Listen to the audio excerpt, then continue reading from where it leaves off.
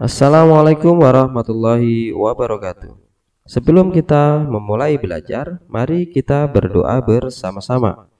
Rabbi zidni ilman warzuqni fahma waj'alni minas solihin.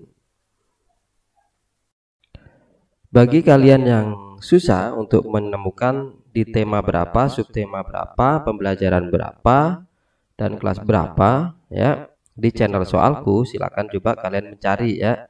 Di sini coba ditulis aja ya, soalku, ya kan? Setelah masuk silakan kalian klik. Nah, ya di sini ada lambang pencarian yang di dalam soalku di sini ada lambang pencarian ya. Nah, silakan kalian tulis saja tema berapa. Misalkan tema 1, ya kan? Sub tema 1. Kelas 2 misalkan ya, atau kelas 3, enter. Nah, di sini kalian langsung bisa menemukan itu, ya kan? Bisa kalian lihat. Nah, ini adalah subtema 1 pembelajaran 1 kelas 3 SD. Demikian ya.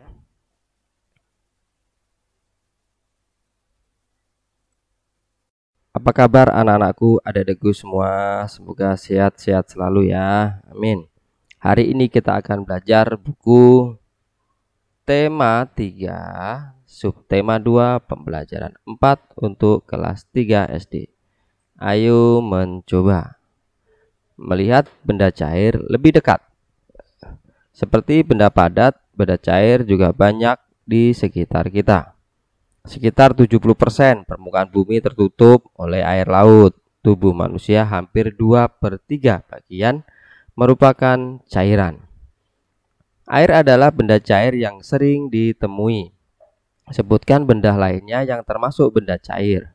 Pernahkah kamu melihat air dalam gelas tumpah? Bagaimana bentuk air tersebut? Apakah bentuk air yang tumpah sama dengan air di dalam gelas? Airnya sama, tetapi bentuknya berbeda karena air benda cair itu tergantung dari wadah dan tempatnya. Nah, berikut ini adalah benda-benda cair yang di wadah yang berbeda-beda.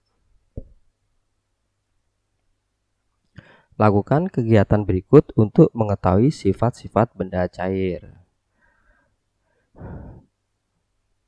Mengetahui sifat benda cair. Lakukan secara berkelompok. Alat dan bahan, air dan minyak goreng. 2. Ember, gelas, dan kantong plastik. Langkah-langkah percobaan. 1. Masukkan air ke dalam ember, kemudian ke dalam gelas, dan terakhir ke dalam kantong plastik. Kedua, lakukan hal yang sama dengan minyak goreng. Catatlah hasil pengamatanmu ke dalam tabel di bawah ini. Nah, berikut ini adalah salah satu contoh yang sudah saya buatkan hasil pengamatan. Nama benda, bentuknya berubah sesuai wadah. Bentuknya tetap walaupun wadahnya berubah. Dapat digenggam, tidak dapat digenggam. Nama benda, air ke dalam ember, jadi bentuknya sesuai wadah ya. Dan ini silang-silang karena tidak sama, ya kan? Dan ini tidak dapat digenggam. Terus yang kedua, air ke dalam gelas. Bentuknya pun sama seperti air ke dalam ember, ya kan? Jadi sesuai wadahnya dan tidak dapat digenggam. Ketiga, air ke dalam kantong plastik. Bentuknya pun berubah sesuai dengan wadahnya dan tidak dapat digenggam. Minyak ke dalam ember pun sama. Minyak ke dalam gelas juga sama. Kamu telah melakukan percobaan. Dapatkah kamu menyimpulkan sifat benda cair? Benda cair mempunyai sifat yang tidak bisa digenggam dan bentuknya berubah sesuai wadah dan beratnya tetap. Jadi wadahnya itu bisa berubah, ya kan? Tetapi untuk massa beratnya itu sama. Ayo bercerita. Kamu telah melakukan percobaan di atas. Percobaan untuk membuktikan sifat benda cair. Kemudian ceritakan di depan kelas. sifat dan manfaat benda cair dalam kehidupan sehari-hari. Ayo berlatih. Tubuh manusia 2/3 bagian terdiri atas air. Kekurangan cairan akan membuat tubuhmu lemas. Minumlah air putih sesuai takaran setelah bermain. Seperti habis bermain, memantulkan dan menangkap bola. Permainan diawali dengan melakukan pemanasan. Caranya, buatlah 2 barisan dan pantulkanlah bola pada teman di seberangmu. Nah, baris pertama, jadi dipantulkan. Dan ini memantulkan ya. Saya memantulkan. Setelah itu lakukan permainan berikut. Setiap kelompok harus memindahkan bola. Bola dipindahkan dari satu titik ke titik lainnya. Caranya dengan memantulkan bola sambil berjalan.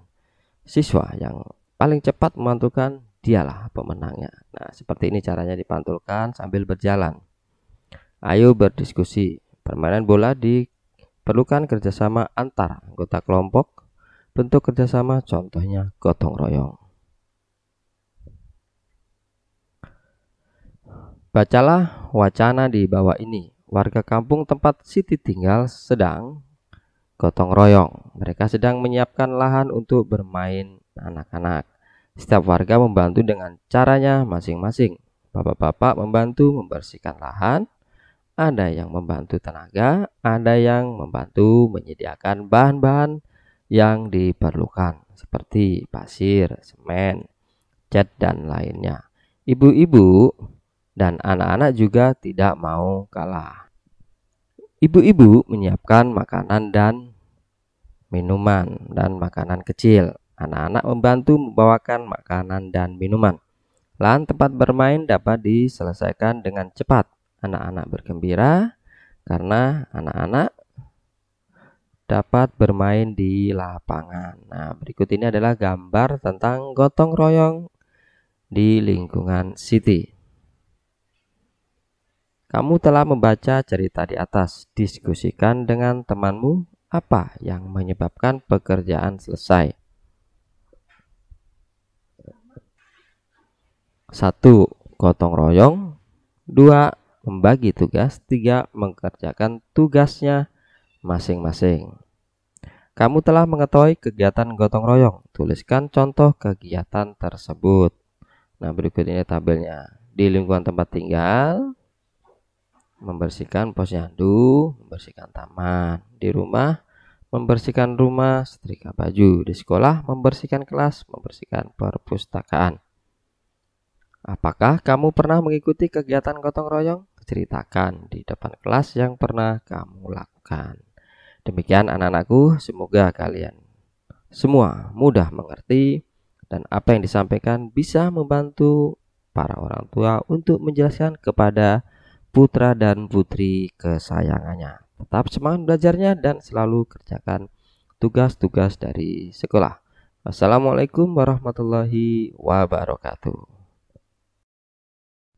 Terima kasih. Tetap semangat belajarnya dan tonton video-video selanjutnya.